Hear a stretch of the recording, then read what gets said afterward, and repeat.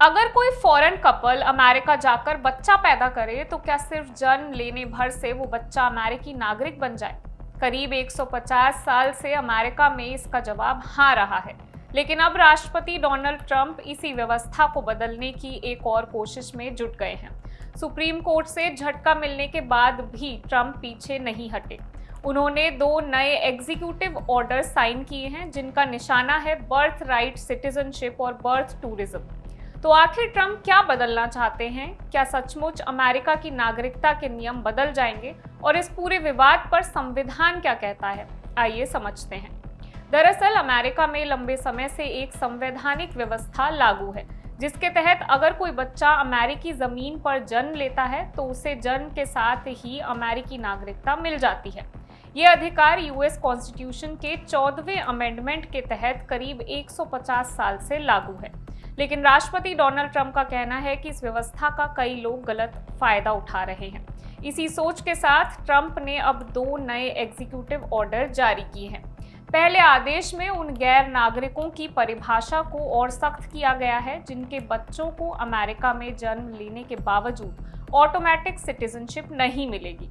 इसमें ऐसे मामलों को शामिल किया गया है जहां माता-पिता में से किसी का विदेशी सरकार से संबंध हो, किसी आतंकी संगठन से जुड़ाव हो या फिर नागरिकता हासिल करने के लिए धोखाधड़ी की कोशिश की गई हो।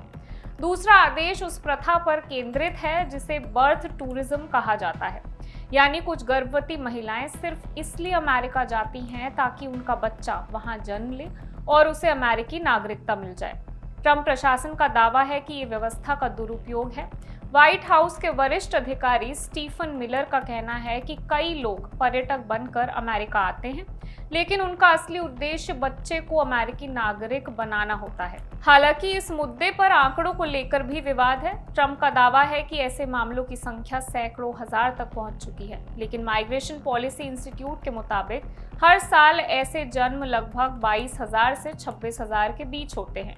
वहीं 2024 में ऐसे मामलों की संख्या करीब 9,600 दर्ज की गई, जिनमें मां का पता अमेरिका के बाहर था। कैलिफोर्निया यूनिवर्सिटी से जुड़े प्रोफेसर गैब्रियल चिन का कहना है कि कुल जन्मों की तुलना में ये संख्या बेहद कम है और इसे उन्होंने बाल्टी में एक बूंद जैसा बताया है।